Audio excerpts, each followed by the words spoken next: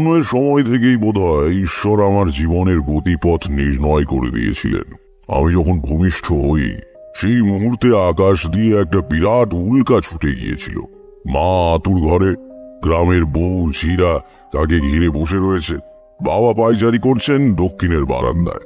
গরম জল নেবার জন্য সিন্ধুবালা দাই আতুর ঘর থেকে উঠোন পেরিয়ে রান্নাবাড়ির দিকে আসছিল। সেই হঠাৎই আকাশে আশ্চর্য আলো দেখতে পেয়ে চিৎকার করে ওঠে। তার ডাকে বাড়ির সবাই উঠোনে এসে জড়ো হয়।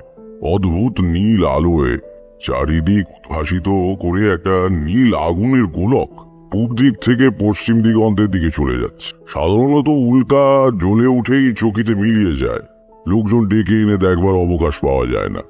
এই নীল আলো কিন্তু অনেক অনেক উপর দিয়ে বেশ সময় নিয়ে পার হয়ে যাচ্ছে। ধূমকেতুর মতো একটা অস্পষ্ট শতপ্রভ ধোঁয়ার পথরেখা ফেলে যাচ্ছে পেছনে। পশ্চিম দিগন্তে নীল উল্কা মিলিয়ে যাওয়ার সঙ্গে সঙ্গে আমি ভূমিষ্ঠ হই। এ গল্প পরে বড় হয়ে সবার মুখে শুনেছি।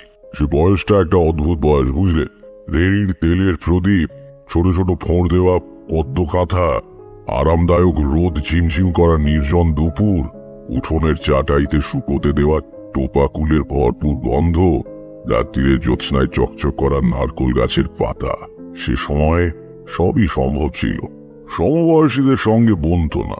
তাদের খেলাধুলো, কথাবার্তা কেমন অর্থহীন আর হাস্যকর বলে মনে হতো। একা একা বেড়াতাম মাঠে, বনে, গ্রামের বাইরে যাওয়ার পথে চৌধুরীদের বাঁশ বাগানে। একটা জিনিস খুব অনুভব করতাম, এখনো ভাবলে মন উদাস হয়ে যায়। ধরো খাওয়া দাওয়া সেরে বাড়ির সকলে দুপুরের ঘুম দিচ্ছে, আমি বেরিয়ে চলে গিয়েছি সাঁতরা দিঘির পাড়ে। চুপ করে বসে আছি। ঝিরঝিরে বাতাসে দিঘির জলে ডুরে ডুরে ঢেউ উঠেছে। লিচু আর জামরুল গাছের পাতার ফাঁক দিয়ে সূর্যের আলো এসে মাটিতে রোদ আর ছায়ার আলপনা তৈরি করছে। আম গাছের গুঁড়ি বেয়ে উঠছে এক সারি কাঠ পিঁপড়ে। এই সব নির্জন মুহূর্তে আমি তোমাদের সত্যি বলছি, স্পষ্ট শুনতে পেতাম গাছপালা, মাটি, দিঘির জল আমার সঙ্গে কথা বলছে। ঠিক কোনো ভাষা দিয়ে নয়, সে ভাষা ওদের নেই। এ অনেকটা গানের সুরের মতো, কিংবা তাও ঠিক নয়। এমন একটা কিছু যা মন দিয়ে বোঝা যায় কিন্তু মুখ দিয়ে বলা যায় না। পরে সাধনা করতে গিয়ে দেখেছি উচ্চকোটির তন্ত্র সাধকেরাও স্বীকার করেছেন যে আমরা যাদের নির্জীব পদার্থ ভাবি তাদেরও প্রাণ আছে, চেতনা আছে। এখন ভাবলে বিস্মিত হই। তখন কিন্তু ব্যাপারটাকে খুবই স্বাভাবিকভাবে নিয়েছিলাম। ভাবতাম সবাই বুঝি আমার মতোই ওদের কথা শুনতে পায়। একদিন দুপুরে খেলা করতে করতে চলে গিয়েছি গ্রামের বাইরের মাঠে। কেউ কোথাও নেই। শূন্য মাঠের উপর রোদ্দুর ঝাঁঝা করছে। গ্রামের ঠিক প্রান্তে একটা বিরাট চটকা গাছ। সেই চটকা গাছের নিচে একজন লোক বসে আছে। কুচকুচে কালো রং, খালি গা, হাতে একটা পাঁচন বাড়ি। সম্ভবত সে শুয়োর চড়ায়, কারণ এদিক ওদিক কয়েকটা শুয়োর চড়ে বেড়াচ্ছে সেই সময় দেখেছিলাম। দৃশ্যটা অতি সাধারণ। গ্রামের অনেক গরিব মানুষেরা শুয়োর চড়িয়ে দিন আনা দিন খাওয়া করত। তাদেরই এইরকমই দেখতে, এবং তারা ক্লান্ত হয়ে পড়লে গাছতলায় বসে বিশ্রামও করে। কাজেই অবাক হওয়ার কিছু ছিল না। কিন্তু কেন যেন লোকটাকে ভালো করে দেখবার জন্য আমি পায়ে পায়ে তার দিকে এগিয়ে গেলাম। আমি কাছে যেতেই লোকটা আমার দিকে তাকিয়ে হাসলো। কি তার চোখের প্রখরতা! ভালো করে তাকানো যায় না, যেন ঝকঝক করে জ্বলছে। আটো সাটো দৃঢ় শরীরের মধ্যে সে যেন নিজেকে আটকে রাখতে পারছে না। প্রাণ শক্তি উপচে পড়ছে শরীর ছাড়িয়ে। আমার দিকে তাকিয়ে এসে বলল, এসো, তোমার জন্যই বসে আছি। অবাক হয়ে বললাম, আমার জন্য? হ্যাঁ, তোমার সঙ্গে কথা বলবার জন্যই আজ আমাকে পাঠানো হয়েছে। বসো। কে পাঠিয়েছে? সে বললে এখন তুমি বুঝবে না, বড় হলে নিজেই জানতে। এদিকে এসো তো, কাছে এসো। আমার ঠিক ভয় করছিল না, বরং কেমন যেন রহস্যময় আনন্দের অনুভূতি হচ্ছিল।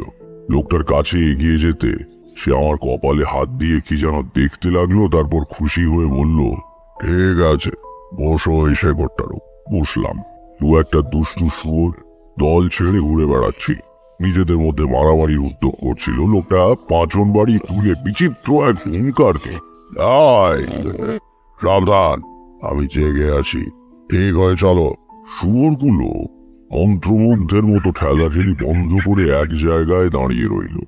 অবাক হয়ে তাকিয়ে দেখলাম তার হাতের পাঁচন বাড়িটা কোনো গাছের ডাল বা কঞ্চি দিয়ে তৈরি নয়, কিসের যেন সরু হাড় সেটা। বললাম, কোথায় থাকো তুমি? এ গায়ে তো দেখিনি তোমাকে। এ গায়ে থাকি না, তাই দেখনি। তাহলে? লোকটা তার প্রখর দৃষ্টিতে একবার চারদিকে তাকালো। সূর্যের আলো সরাসরি তার মুখে এসে পড়েছে। আকাশে উড়তে উড়তে একটা চিল ডাকছে কর্কশ তীক্ষ্ণ স্বরে। সেই রৌদ্রালোকিত আকাশ, দিগন্ত আর পৃথিবীর দিকে লোকটা দুহাত ছড়িয়ে দিয়ে বলল, এই সব কিছুর মধ্যে আমার থাকার জায়গা, অল্প জায়গায় আমাকে ধরে না যে। আমি তার কথা ঠিকঠাক বুঝতে পারলাম। একজন লোক একটা বাড়িতে থাকবে এটাই নিয়ম, সব জায়গায় সে থাকে কি করে? বললাম, তুমি শুয়োর চড়াও? লোকটা চমকে উঠে বলল, কই না তো। সে একবার স্থির হয়ে দাঁড়িয়ে থাকা শুয়োরগুলোর দিকে তাকালো, তারপর বলল, কিন্তু এরা তো কেউ শুয়োর নয়। আমার তখন দৃঢ় ধারণা হয়েছে লোকটা বদ্ধ পাগল। হ্যাঁ, ঠিক তাই। সেজন্যই এর কথাবার্তা কেমন কেমন, চাউনি অমন অদ্ভুত। আর তাছাড়া পরিষ্কার দেখছি অতগুলো শুয়োর দাঁড়িয়ে রয়েছে, তবু মানতে হবে ওরা শুয়োর নয়। ওগুলো কি তবে শেয়াল? লোকটা বলল, তুমি ছোট তো, তোমাকে এখন বোঝানো অসুবিধা হবে। এগুলো সত্যি শুয়োর নয়। এগুলো হচ্ছে আমাদের ভেতরে যে দোষগুলো থাকে, যাদের জন্য আমরা খারাপ কাজ করি, খারাপ কথা ভাবি, এরা হচ্ছে সেই সব দোষের বাইরের চেহারা। সাধারণ মানুষকে এরা চড়িয়ে বেড়ায়, কিন্তু আমি এদের চড়াবার পিত্তে শিখেছি। না, কথায় কথায় অনেক দেরি হয়ে গেল, আমার ফিরে যাওয়ার সময় হয়েছে। যে জন্য আসা সেটা তাড়াতাড়ি সেরে নি। এদিকে এগিয়ে এসো তো খোকা, কোনো ভয় নেই, এসো। কাঁপা কাঁপা গলায় বললাম, কেন? সে বলল, আমি তোমাকে একটু মন খারাপ দিয়ে যাও। আমার দুই কাঁধ ধরে নিজের দিকে টেনে নিয়ে লোকটা অস্বাভাবিক জোরে প্রায় চিৎকার করে বলে উঠল, আমার চোখের দিকে তাকাও। হঠাৎই মানুষটার চোখ যেন দুটো জানালা হয়ে গিয়েছে। ভেতরে কত দূর অব্দি দেখতে পাচ্ছি, ওখানে যেন আরেকটা জগৎ। এরকমই রোদ্দুর ঝাঁঝা করছে দিগন্ত অব্দি বিছিয়ে থাকা মাঠে। সবুজ বন, নীল পাহাড় থেকে ঝুরঝুর করে ঝর্ণা নেমে আসছে। মেঘে আর কুয়াশায় ঢাকা ওই পাহাড়ে কবে যেন আমি থাকতাম। সুতোর কাটি উল্টো দিকে ঘুরে যাওয়ার মতো বিস্মৃতির আড়াল থেকে কত পুরনো মহাকালের স্তরে স্তরে সঞ্চিত ভুলে যাওয়া কথা মনে পড়ে যেতে লাগলো। ক্রমে আমার সমস্ত চেতনা ওই দুই চোখের জানলার ভেতর দিয়ে আশ্চর্য জগৎটার মধ্যে গিয়ে দাঁড়ালো। আমাদের গ্রামের সীমানায় চটকা গাছটা, চিলের তীক্ষ্ণ ডাক, সামনে পড়ে থাকা কুইখালি বিশাল মাঠ, সব কোথায় মিলিয়ে গেল। এখন আমি যেখানে দাঁড়িয়ে আছি সে জগতে ছায়া বাড়ির মতো অজস্র ছবি মেলে যাচ্ছে চোখের সামনে। কোথায় যেন এক উন্নত শীর্ষ মন্দির, শেষ বেলার আলোয় তার চূড়ার সোনার পদ্ম ঝলসে উঠছে। কাদের হাসি মুখ, এরা আমাকে খুব ভালোবাসতো, কিন্তু এখন মিলিয়ে গিয়েছে তোর অতীতে। গানে ভেসে আসছে সমস্বরে উচ্চারিত মন্ত্রধ্বনির মতো একটানা উদার গম্ভীর সঙ্গীতময় শব্দ প্রবাহ। সব ছবি মিলিয়ে গিয়ে চোখের ওপর ভেসে উঠছে সৃষ্টিপূর্ব আদিম অন্ধকারের মতো কালো মহাশূন্য থেকে থেকে সেই পরম কিছু নার মধ্যে চমকে উঠছে তীব্র জ্যোতির উদ্ভাস। সৃষ্টি হচ্ছে নক্ষত্রের, নিহারিকার, অনন্ত শূন্যের থেকে বস্তুপুঞ্জে। আমার চেতনা চলে যেতে লাগলো। আর কিছুক্ষণ এখানে থাকলেই আমি সম্পূর্ণ জ্ঞান হারাবো। ঠিক তখনই অনুভব করলাম চির চেনা পৃথিবীর বিপুল আকর্ষণে আমি ফিরে আসছি আমাদের গ্রামের প্রান্তের রোদে পোড়া মাঠে। লোকটার চোখের জানলা দিয়ে বেরিয়ে আসবার সময় শেষবারের মতো তাকিয়ে দেখলাম সেই নিকষ কালো অনন্ত স্পর্শী মহাশূন্যের বুক চিরে চলে যাচ্ছে একটা নীলকা। চটকা গাছের গুঁড়িতে হেলান দিয়ে আমি মজ্জমানের মতো বসে রইলাম। মাঠের উপর দিয়ে তার সুর তাড়িয়ে নিয়ে লোকটা কোথায় যেন চলে গেল। সে কোথায় যাচ্ছে, কি করে আবার দেখা হবে, কিছুই জিজ্ঞেস করা হলো না।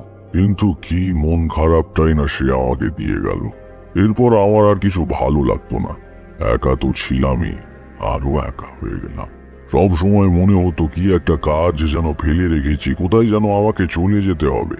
প্রথম যৌবনে ঘর ছেড়ে বেরিয়ে পড়ি, সে কথা তোমাদের বলেছি। বীরভূমের শ্মশানে মাতু পাগলি আমাকে সম্মোহিত করে নানা দৃশ্য দেখিয়েছিল। আমি যেন নদীর জলে নেমে গাছের শিকড়ে আটকে থাকা মৃতদেহ তুলে এনে পূজার উপকরণ সংগ্রহ করে সব সাধনায় বসলাম। সারা রাত কত আতঙ্কজনক দৃশ্য দেখলাম, কত উপদ্রব ঘটল। পরে সম্বিত ফিরে পেয়ে দেখি ধূসর সন্ধ্যায় নির্জন শ্মশানে দাঁড়িয়ে আমি মাথু পাগলির সামনে। মাত্র 10 মিনিট সময় কেটেছে। এ তো গেল ভেলকি, কিন্তু সদ্গুরুর সাহায্যে আমি প্রকৃতই একবার সব সাধনা করেছিলাম। মুর্শিদাবাদ জেলার এক অজ পাড়া গাঁয়ের শ্মশানে তখন আস্তানা গেড়েছি। সঙ্গে গুরু রয়েছেন। জ্যৈষ্ঠের শেষে আশেপাশের গ্রামগুলোতে কলেরার মহামারী শুরু হলো। সারা দিন ধরে দূর দূরান্ত থেকে মৃতদেহ দাহ করতে আনছে লোকে। পরে এমন অবস্থা দাঁড়ালো, দাহ করার কাঠ জোটে না। মুখে আগুন ছুঁইয়ে দেহ ফেলে শ্মশান বন্ধুরা পালায়। তারই ভেতর থেকে লক্ষণযুক্ত একটি মৃতদেহ একদিন তুলে নিয়ে এলাম। শ্মশানের পূর্ব প্রান্তে একটু জঙ্গল মতো জায়গা, সেখানে বিরাট একটা ঝাঁকড়া ছাতিম গাছ রয়েছে। তারই তলায় গুরু পূজার আয়োজন করলেন। রাত্রিরে দাহ করার জন্য দল বল এলেও এদিকে তারা ঘেঁষবে না। আমি ভেবেছিলাম গুরুই বোধহয় সভাসনে বসবেন, কিন্তু প্রাথমিক প্রকরণের শেষে গুরু যখন আমাকে পত্তবীজের মালা ধারণ করতে বললেন, তখন অবাক হয়ে বললাম, আমি কেন? তুমি তো আসনে বসবে। আমি কি পারবো? নিশ্চয়ই পারবে। আমি তোমাকে আমার শক্তির অংশ দান করে যাব। তাছাড়া এ আমার কাছে নতুন নয়। 21 বছর আগে আমি এতে সিদ্ধি লাভ করেছি। আজকের ক্রিয়ায় তোমারই অধিকার। তখন তিনি সাবধান করে বলেছিলেন, শোনো, সময় মতো সাধনা সম্পূর্ণ করো। তোমাকে তো সবই শিখিয়ে দিয়েছি। আমি না থাকলেও অসুবিধে হবে না, নইলে কিন্তু বিপদ। আগে কিরকম বিপদ? ভয়ঙ্কর বিপদ। মৃত্যুর পরে আত্মা সঙ্গে সঙ্গে ঊর্ধ্বগতি পায় না। বেশ কিছুক্ষণ নিজের প্রাণহীন দেহটার কাছে ঘোরাফেরা করে। যার দেহ নিয়ে সব সাধনা করা হয়, তার আত্মা দেখতে পায় দেহের সৎকার হয়নি, বরং সেটা সাধক নিজের কাজে লাগিয়েছে। তাতে মৃতের আত্মা নিশ্চয়ই খুশি হয় না। সে প্রতিশোধ গ্রহণের সুযোগ খোঁজে। সাধনা সম্পূর্ণ করলে সাধক অমিত শক্তি লাভ করে, ফলে তার ভয় আর থাকে না। নইলে বুঝতে পারছো কি বিপদ হতে পারে? সাবধানে থেকো। জানো তো, প্রবাদ আছে, সাপুড়ের মরণ সাপের হাতে। তোমার ভাগ্য আমি গণনা করে দেখেছি, তুমি একটানা সাধনা করতে পারবে না। আবার তোমাকে ফিরে যেতে হবে গৃহাশ্রমে, আবার বেরোবে এবং ফিরে যাবে। এইভাবেই চলবে। সব সাধনা গৃহে বসে করবার জিনিস নয়। কাজেই একেবারে অসম্ভব হয়ে পড়ার আগে কর্ম সম্পূর্ণ করে রেখো। তারপর আমার দিকে পূর্ণ দৃষ্টিতে তাকিয়ে গুরু বললেন, কিন্তু তোমার কপালে একটা আশ্চর্য যোগাযোগের চিহ্ন পাই। আমি স্পষ্ট দেখতে পাচ্ছি খুব বড় একজন মহাপুরুষ কিংবা মহাসাধক তোমাকে কৃপা কর। দেখি হাতটা। ডান হাত বাড়িয়ে দিলাম। উনি হাতটা ধরলেন, কিন্তু দেখলেন না, তাকিয়ে রইলেন আমার দিকে। বললাম, কি ধরনের মহাপুরুষ? এমন কোন উচ্চ মার্গের মুক্ত আত্মা যার নাম মুখে উচ্চারণ করার যোগ্যতা আমার নেই। সব রকম সাধনা ও সিদ্ধির ঊর্ধ্বে চলে গিয়েছেন এমন কেউ। তিনি তোমাকে অনেক বিপদ থেকে রক্ষা করবেন। আমি ব্যস্ত হয়ে জিজ্ঞাসা করলাম, কবে এর দেখা পাবো? এর দেখা তুমি পেয়েছ। কবে? তা জানি না, তবে মহাগুরুর সান্নিধ্য পেলে দেহে ও মনে যে লক্ষণ ফুটে ওঠে তা তোমার রয়েছে।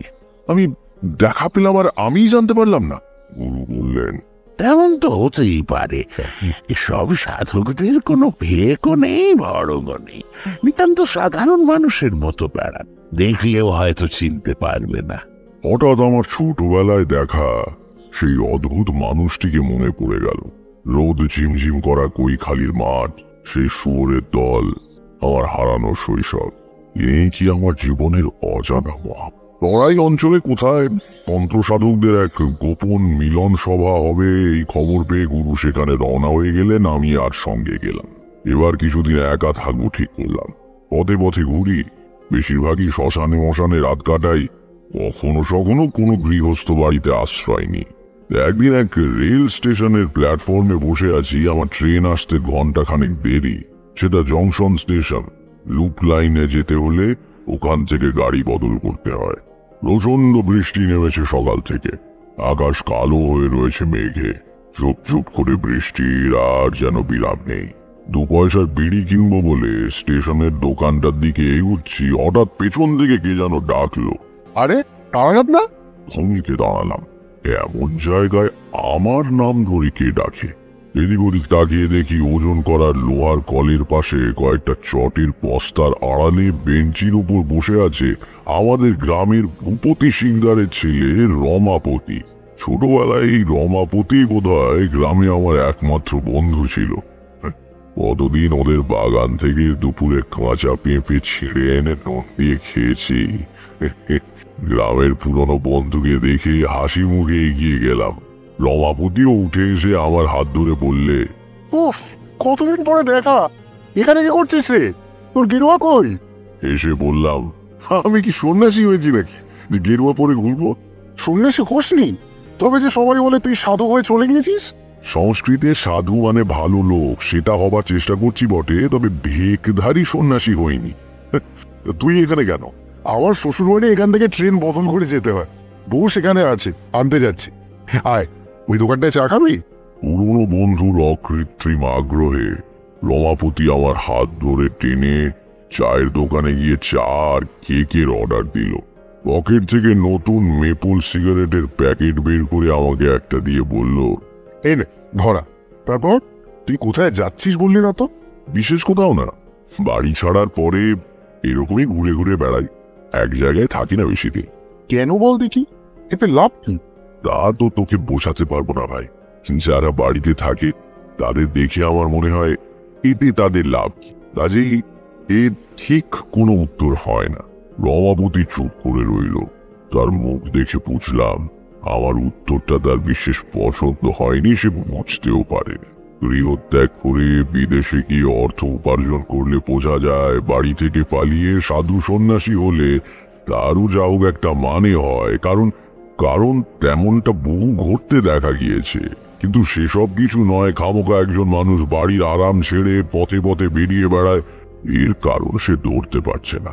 চা খেতে খেতে রমাপতি বলল, আচ্ছা, তুই তো বেশ অনেকদিন বাড়ি ছেড়েছিস, তাই না? হ্যাঁ। যেতে বাধা আছে কোনো? না, বাধা আর কি। আমি তো আর গৃহত্যাগ করে সন্ন্যাসী হইনি। তোকে বললাম না, যখন ইচ্ছে করবে চলে যাব। চায়ের কাপ দোকানিকে ফেরত দিয়ে রমাপতি একটু ইতস্তত করে বলল, তারানাথ, তোর বোধহয় এখন একবার বাড়ি যাওয়া উচিত। তার গলায় কেমন একটা সুর ছিল। ব্যস্ত হয়ে জিজ্ঞাসা করলাম, কেন বলতো? হঠাৎ বাড়ি যাবো কেন? কাকিমা খুব অসুস্থ, অবস্থা খুব একটা, মানে কখন কি হয় বলা যায় না আর কি। তুই একবার যা তারানাথ। বিশ্বে মাতৃশক্তি একটা খুব বড় শক্তি। আমার পথে পথে বেড়ানো যাযাবর জীবন, সাধুর সঙ্গে আগ্রহ, সিদ্ধি লাভের আকাঙ্ক্ষা সব কোথায় উড়ে গেল। মনে হলো যার নাড়ি ছিঁড়ে ভূমিষ্ঠ হয়েছি, যার কোলে খেলা করে বড় হয়েছি, আমার সেই চিরপরিচিত সদা হাস্যমুখী মা অসুস্থ। তিনি হয়তো আমাকে দেখতে চান। আমি এখনই বাড়ি যাব। তারপর সে কি ভয়ানক বৃষ্টি, থামবার নাম নেই। তারই মধ্যে ভিজতে ভিজতে পরের দিন দুপুর নাগাদ বাড়ি পৌঁছলাম। মানুষের মনের সঙ্গে শরীরের একটা ঘনিষ্ঠ যোগ আছে। মায়ের রোগশয্যার পাশে গিয়ে দাঁড়াতে আমাকে দেখে তার মুখ উজ্জ্বল হয়ে উঠল। বিছানায় বসে মাথায় হাত বুলিয়ে দিতে দিতে জিজ্ঞাসা করলাম, এখন কেমন আছো মা? উত্তরে মা শীর্ণ হাত দিয়ে আমার চিবুক ছুঁয়ে বললেন, ভয় নেই খোকা, তুই এসে পড়েছিস। এই যাত্রায় আমি আর মরবো না। সত্যি সত্যি পরের দিন থেকে মায়ের অবস্থা ভালোর দিকে যেতে লাগলো। আমি ফেরায় বাড়ির লোকও খুশি। খাই দাই আর চণ্ডী মণ্ডপে বসে বৃষ্টি দেখি। 4-5 দিন ধরে নাগাড়ে বর্ষা চলেছে। গ্রামের সব পথে 1 হাঁটু কাদা, খাল বিল আর মাঠ একাকার হয়ে গিয়েছে জলে। আমাদের পুরনো চাষি বনমালী ভিজতে ভিজতে বলল, দাদা বাবু, এমন কাণ্ড জন্মে দেখিনি। সারা গা একেবারে থই থই করছে। পাঁচু হালদারের বাঁশবাগানে এই 1 হাঁটু জল। তার চেয়ে আশ্চর্য হচ্ছে কৈখালির মাঠে মাছ খেলছে দেখে এলাম। শিং, মাগুর, পোনা, চারা, কই, একবার শয়ে শয়ে মাছ। কৈশোরে মাছ ধরবার খুব নেশা ছিল। আর শুধু বঁশি দিয়ে নয়, পোলো, হাত জাল, আর কোঁচ দিয়েও বহু মাছ ধরেছি। মাছ খাবো বলে মাছ ধরা নয়, আসলে এর তোড়জোড় আর মজাটাই বড় কথা। বনমালীর বর্ণনা শুনে হঠাৎ পুরনো নেশাটা মাথা চাড়া দিয়ে উঠল। এমন ঘনঘোর বর্ষা, দিন রাত্রির ব্যাঙ ডাকছে খালি বিলে, এটাই তো মাছ ধরার উপযুক্ত সময়। বনমালীকে ডেকে বললাম, বনমালীদা, তোমার কাছে একটা পোলো হবে? পোলো? মাছ ধরবে নাকি? হ্যাঁ, অনেক দিন অভ্যেস নেই অবশ্যই, দেখি তবু।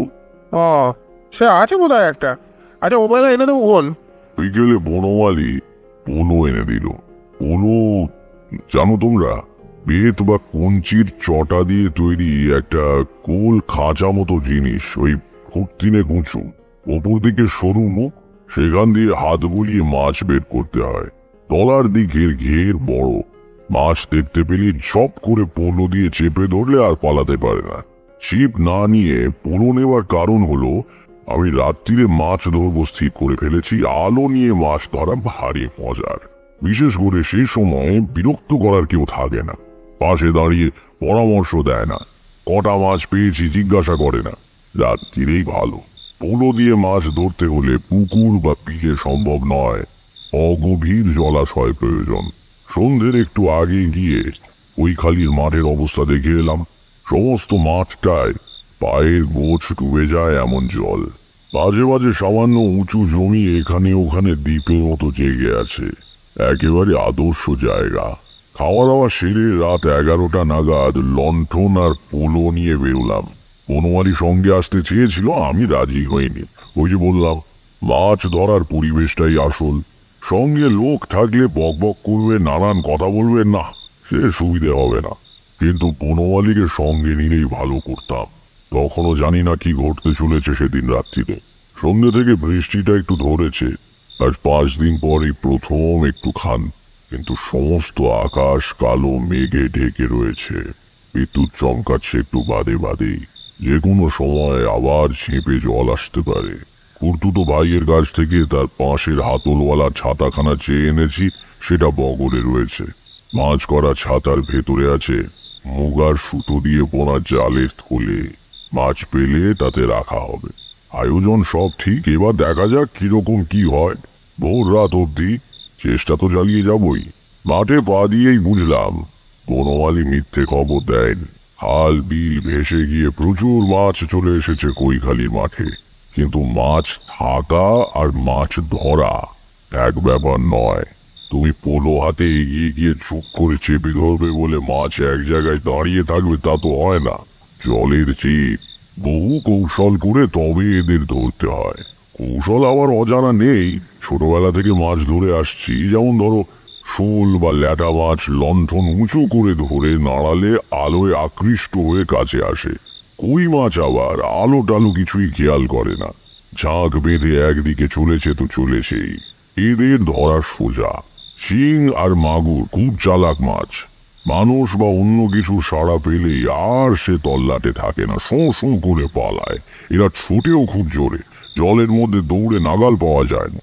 কিন্তু মজা হচ্ছে, শিং মাগুর ছোটে একদম সোজা, কোন দিকে গেল খেয়াল করলে একটু পরে পেছন পেছন সেখানে গিয়ে হাজির হওয়া যায়। সচরাচর এরা তাড়া খেয়ে আলের ধারে বা গাছের শেকড়ের কাছে গিয়ে আশ্রয় নেয়, খোলা জায়গায় থাকে না।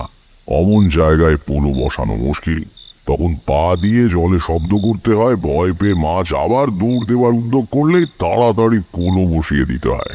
যাকে কথায় কথায় অন্য প্রসঙ্গে চলে এসেছি, আসল কথাটা বলি। রাত 1:30টার মধ্যে অনেক মাছ ধরে ফেললাম। মুগার সুতো দিয়ে তৈরি ব্যাগ এত ভারী হয়ে উঠেছে যে শক্ত সরু সুতো হাতে কেটে বসে যাচ্ছে।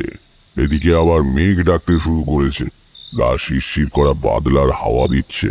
বৃষ্টি ফের এলো বলে এবার বাড়ি চলে যাওয়াই ভালো। অনেকক্ষণ থেকেই মনের ভেতরে কেমন একটা অস্বস্তি হচ্ছে। কি অস্বস্তি সেটা আমি ঠিক বলে বোঝাতে পারবো না। কোনো অমঙ্গল আসবার আগে থেকে আমি টের পাই, এ কথা তোমাদের আগেই বলেছি। এতক্ষণ মনের একেবারে তলায় কোণের দিকে কোথাও একটা বিপদের পূর্বাভাস খচখচ করছিল।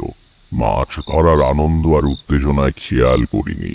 এবারে পরিপূর্ণ সম্বিত ফিরে পেয়ে চারদিকে তাকিয়ে দেখলাম ঘন বর্ষার মধ্যরাত্রে গ্রামের বাইরে নির্জন জল ভরা মাঠে আমি একা দাঁড়িয়ে আছি।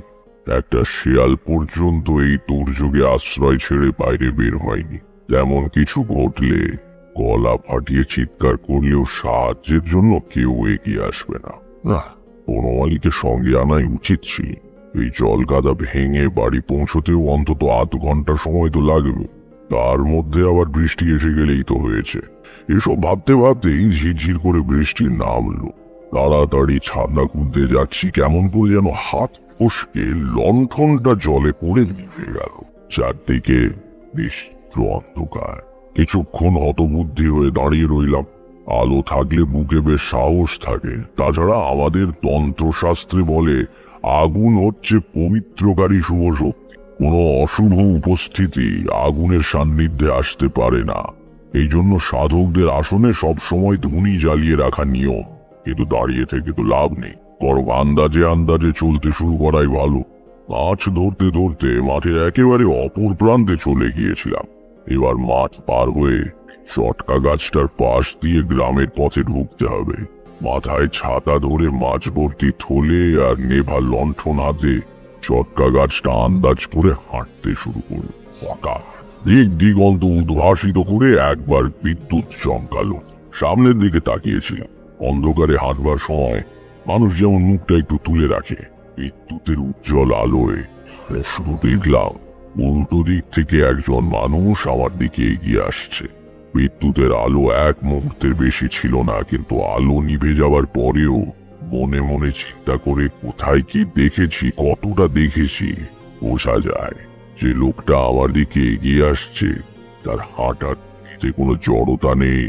অন্ধকারেও যেন সে পরিষ্কার দেখতে পাচ্ছে। তার গা খালি, কালো রং, পরনে একটা নেংটি মতো কাপড়ের ফালি। কিন্তু সবচেয়ে বড় কথা, ওই লোকটাকে আমি চিনি, খুব পরিচিত সে। এই কিছুদিনের ভেতরেই কোথায় যেন দেখেছি। কোথায় কোথায় অকস্মাৎ আমি বুঝতে পারলাম এবং সঙ্গে সঙ্গে অনুভব করলাম আমি ভয়ানক বিপদগ্রস্ত।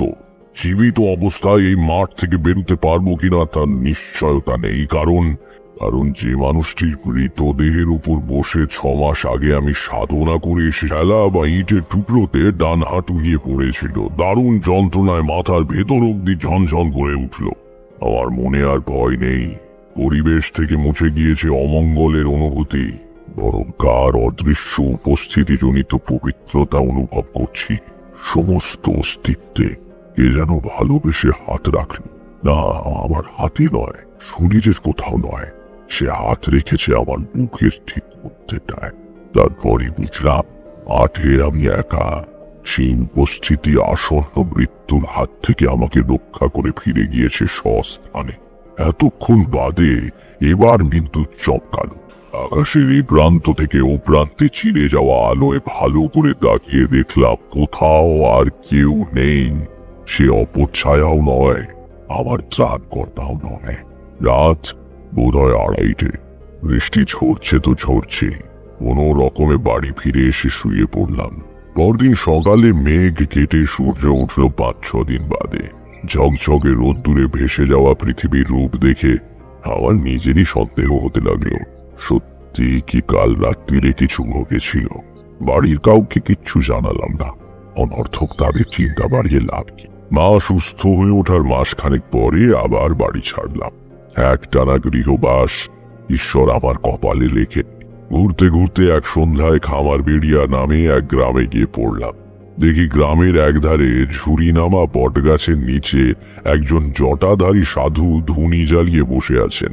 ভাবলাম ভালোই হলো, আজ রাত্রিটা অন্তত এর সঙ্গে কাটানো যাবে। গুটি গুটি ধনির এপারে গিয়ে বসলাম। প্রত্যেক গ্রামেই কিছু লোক থাকে যারা সাধু সন্ন্যাসী দেখলে ওষুধ বিশুদ আর মাদুলির জন্য ভিড় করে। এখানেও তার ব্যতিক্রম হয়নি। জনা কয়েক লোক করুণ মুখে তাদের দুঃখ দুর্দশার কথা সাধুকে জানাচ্ছে। ক্রমে তারা বিদায় নিয়ে চলে গেলে সাধু বাবা আমার দিকে তাকিয়ে বললেন, তারপর তোমার কি চাই? সবিনয়ে জানালাম, আমার কিছু চাই না। তবে আর কি, যাও, বাড়ি যাও। 2-1 কথায় বুঝিয়ে দিলাম আমার বাড়ি এখানে নয়, আমি পথে পথে বেরিয়ে বেড়াচ্ছি। আপাতত রাতটা এখানে কাটাতে চাই। সাধু আর কোনো ব্যক্তিগত প্রশ্ন করলেন না, বললেন, থাকো। একটু পরে নিজের ঝুলি থেকে একটা পাকা কলা আর একটা পেয়ারা বের করে আমাকে দিয়ে বললেন, এই নাও, খাও। আর কিছু আমার কাছে নেই। আপনি খাবেন না? আমি রাত্রিরে কিছু খাই না। দু একটা কথা বলতে বলতে আলাপ জমে উঠল। দেখলাম সাধুজি স্বল্পভাষী হলেও বদমেজাজি নন। এক সময় আমাকে বললেন, এখানে ধুনি জেলে আজ ভুল কাজ করেছি, বুঝলে? দু একদিন থাকবো ভেবেছিলাম, কিন্তু কাল চলে যেতে হবে। আগে কেন? ওপর দিকে আঙুল তুলে সাধুজি বললেন, ওই গাছে অনেক পাখির বাসা রয়েছে। ধুনির গরম হলকার ধোঁয়ায় তারা আজ কেউ বাসায় ফিরতে পারেনি। ওই দেখো, ওদিকে একটা গাছের ডালে বসে কিচমিচ করছে। কাউকে গৃহহীন করা মহাপাপ বৎস, মহাপাপ। ইতর প্রাণীদেরও আত্মা আছে, তাদের মনে দুঃখ দিলে সাধনার ফল ক্ষয় হয়ে যায়। বললাম, যদি কিছু মনে না করেন একটা কথা জিজ্ঞাসা করব। কি?